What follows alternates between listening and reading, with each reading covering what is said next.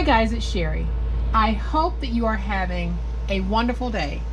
Y'all, let's do a very fabulous craft. Stay tuned.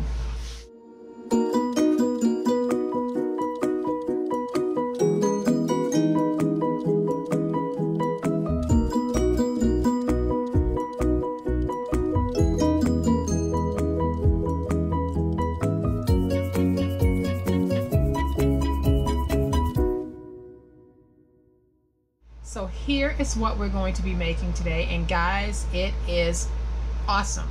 I did not do any decorating to the outside of this because I love the paper and I really didn't want to do anything to distract from the actual look of this paper. Now you could do more to this if you want, but I am leaving this blank. And then I have this little clip that I'm using as my closure. I could actually bling this out and put something on it, but I think for the purposes that I'm going to be using this for, I'm just going to leave it like this because I think this works with the overall rustic look of this project. So I am going to open this up and you guys are going to see all of this goodness on the inside. So what we have here is one of the little skinny mini notepads. We have a pen in its own holster, very sturdy holster. Then we have a little pocket here, and I just tucked in some embellishment. But this is just a great little project that we are going to be making. So when this project is finished, it measures 7 1/4 by 4 1/4 by 1. Y'all, let's do it. And the paper that I'll be using on today's project is from Graphic 45, and it is from the Farmhouse collection. So here is what we're going to need to make this project. We are going to be using a medium weight chipboard, and I have a medium weight chipboard piece that measures 4 by 7. I have 2 medium weight pieces that measure 4 1/4 by 7 1/4. Then I have 1 medium weight piece that measures 1 by 7. Then I have my decorative cardstock from Graphic 45, and I have a piece that measures 6 by 2. I have a piece that measures 3 3/4 by 4. I have a piece that measures 6 by 9. I have a piece that measures 6 3/4 by 9 1/2. And then I have a piece that measures 9 by 12. So the first thing that we're going to start with are the pieces that measure 4 by 7, 6 by 9, and 6 by 2. And on the backs of all of my chipboard, I have double-sided tape. So I am going to take this 4 by 7 inch piece and just place it down. Then I'll use my bone folder to make sure that I have everything nice and stuck. Then I am going to use my stylus, and I'm just going to go around this just to get my fold over crease started. And now I'll take this piece and I am just going to do a fold over on all 4 sides. Then once I have that little fold over crease started, by folding this way and by folding this way, I now have an intersection right here, and all I'm going to do is cut directly through that intersection, and that gives me what I need for my miter. And then I am going to use my tape runner, and I am going to place my tape on my edges here. And then once I have tape on my edges, I'll just fold them over on all 4 sides. Then I'll use my bone folder to get that stuck down. Then I'm going to take the back of my bone folder and go along this section here. And the reason why I do it is because it gives me a nice straight crisp edge for my paper and my chipboard. Okay, so once you have your paper folded over, we're not doing anything else to the back in terms of laying down a liner piece, but we are going to bring in this piece here. And the first thing that I'm going to do is just basically center it on my board, and then I'll fold that piece over, and I'm going to lay that down and just place some glue on this. I'll fold it over and we can get it stuck down. And then I'll add some glue to this, and I'm coming over, about a third of the way in glue. So you can see where I've added the glue. I haven't gone to the middle. I am basically from here over in glue. So I'll take that and lay it down and then get it stuck with my bone folder. And so now what I want to do is I want to create my pin loop. And the way that I'm going to do it is I am simply going to take my pin, place it down, and I am going to get this very, very tight. And then I'll use my piercer just to make a mark on this side.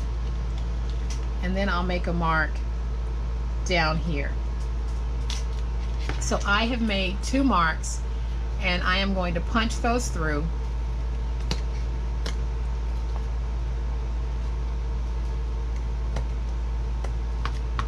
And then I'll bring in my brads, and I'm using my mini brads, and I'm going to take 2 mini brads and just put them through, open them up on the back, and I need to get them as flat as I can. And then I'll put this one in, open it up on the back, and get that nice and flat. Now I'm going to bring my pin back in, and I will basically just be placing this down just like this, and I want to get this as tight as I possibly can. So I am really pushing down on this, and I am simply going to make myself a hole. My holes might not be exact, but they will be close enough.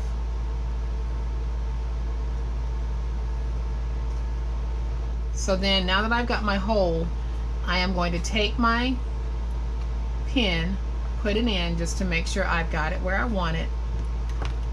And now that I know where my hole placement is, I am going to use my punch and go through. And I'll do the same thing that I did before. I'll put my brad in and open it up. Then I'm going to do the same thing here. I am going to push this as tight as I can get it. Try to get my hole even. And you know, we can never get perfection, but I'll try to get as close as I can. And I can see that that's not too close, but you know what? It's okay. So I'm going to open this up on the back.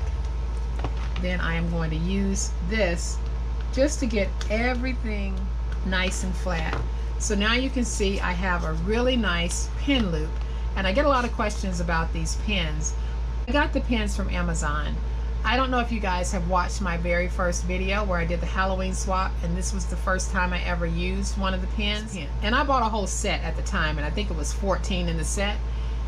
And I have tried since then to find these pins on Amazon, and I can't. I did that swap in 2018, and I can't find these pins online at Amazon anywhere. The link that I have from 2018, I can find it. However, on that link, the pins are discontinued, and the message is we don't know when or if this will become available. So I wish I could give you a link for this. Unfortunately, I can't. So now I'm going to take this and just get this piece, fold it just a little bit, and I'm going to take my glue, put it down right there, and then we'll get this stuck down. And so now we have our base with our pin loop already there.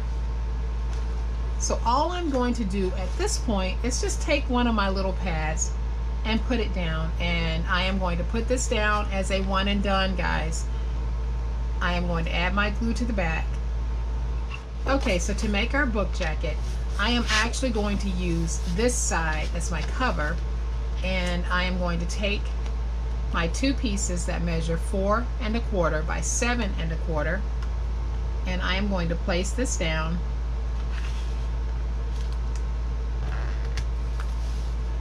Then I'll take my spine, which is 1 inch by 7 1/4, and I am going to place that down. So I place down my spine, giving myself about a little more than 1/8 of an inch. Not 1/8, but a little bit more. So then I am going to place this down, giving myself just a little extra padding on my spacing. Not a whole lot more. So then I'm going to use my finger blade, remove that excess, and then I'll use my stylus, go around this whole body, and just dig into that paper using the chipboard as my guide, so that I can make sure that if I am going to have any cracking, I can at least try to minimize it.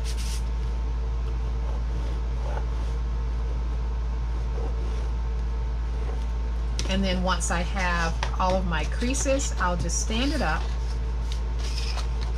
and fold it on all 4 sides. And now we need to do our miter cut. So I'll go back to my edges, and I am just going to cut at an angle to get that miter. And now that we have our edges done, I'll take my tape runner again. I'm going to place tape on all 4 sides of this, and then I'll fold over those edges. So I'm going to stand this up, fold it over, use my bone folder to get everything nice and stuck. Then I'll go along the edges just to get those edges nice and crisp, and I will repeat this process on all 4 sides. So now that we have our little booklet done, I need to add tape to the inside and cover the chipboard. So I'll add the tape, remove the tape, and I'll be right back. Okay guys, so now that I have my tape down on my board, all I'm doing is placing my glue along the edges, and I covered all 4 sides of this in glue. So now I can take this and place it down, and this is my piece that measures 6 3/4 by 9 1/2.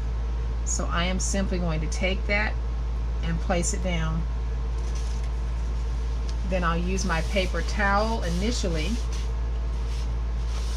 to get it stuck down, and then I'll use my bone folder to really get it stuck down.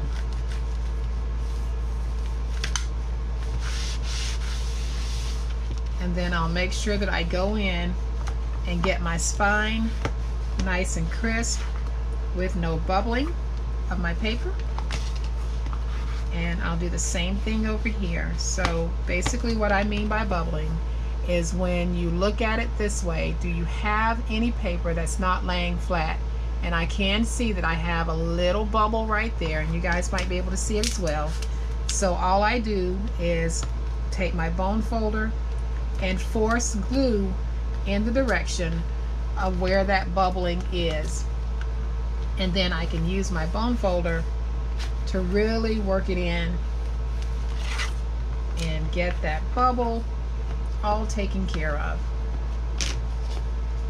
And so now you can see no bubbles. So now we have our booklet, and we're going to make the pocket for the booklet. So I have my piece that measures 3 3/4 by 4, and that's going to go right there. But before I put it there, I am just going to trim off just a little bit of this. I'm not even going to make it a whole trim, and how much you take is up to you. So on my 4-inch side, all I'm going to do is position my ruler. Really doesn't matter how much you take off, it's all personal preference on this part. And I'm simply going to remove some of that so that I can create a little notch out that will tell anyone who is looking at this or has this that this is a pocket here. So then I'm going to take my glue, and I am going to place my glue on 2 sides only. So I'm going to take this and put it down right here, and I'll smooth it out. And just make sure that you don't have it where it's hitting your fold. You don't want it hitting that score seam. So I'm going to get this straightened out. And now we've got a sweet little pocket. So now we're going to take this part, and we basically just take this piece of chipboard and we position it inside of this book. So I have added tape to the back. I am going to remove that tape. And then I'm simply going to add glue, making sure that I get glue in all of my corners because I don't want those coming up. And then I'll add glue along the perimeter.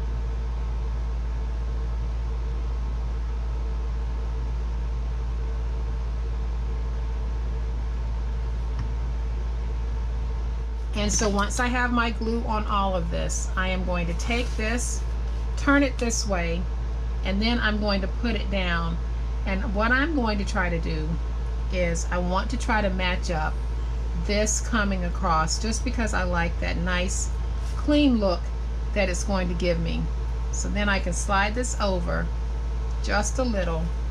I'm bringing it closer and closer to the fold mark. And now once I have it positioned where I want it, I'm just going to lift up my pad here and just start applying some pressure.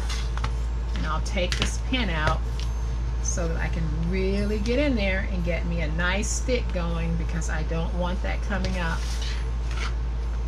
Don't you guys think this is just absolutely adorable? It is so doggone cute. I love it. So now that we have this, all that's left really is to decorate however you want. So now I am going to take some of my stickers and just decorate. So I have this one that says Life on the Farm, and I am going to place that right here. Try to get it straight, because I think that that fits the look that I'm going for here. And then I have one of my little chipboard stickers that says Farm Yard Friends, and I am going to place some glue on this and get it stuck down. And now our inside is complete. On the outside, I am going to add something to the outside because this outside can use something. Before, it really didn't need it, but this, I think I can put something on the outside. And what I'm going to put on the outside is this little chipboard piece here that says Bless This Farm, because I just think that is so cute. So I am going to take my glue, place glue all over this. Then I am going to take this piece, put it down, and so now, my lovely friends, we have a fabulous, fabulous notepad folder, complete with a pocket and a pen. This is just a fabulous, fabulous set. So I am going to bring the other one back in so that you can look at all of this stationery notepad goodness. These are fabulous. And I'll say it again, guys, these are your craft fair sellers. And if you are starting to prep for craft fairs, go ahead and drop something like this into your prep inventory, because these are things that people are naturally drawn to at a craft fair. If you went to a craft fair, wouldn't you buy it? So consider making these for your craft fair. And yes, I made mine a one and done, because these pads are not standard everyday pads that you're just going to be able to go to the store and buy. So even our one and dones can be extraordinarily beautiful, and that's exactly what we have here. So I hope that you guys have liked this project, and if you have, please hit the like button. If you are not a subscriber to my channel, I would love to have you join my online crafting family. You guys have a great day, happy crafting, and we'll chat later. Bye.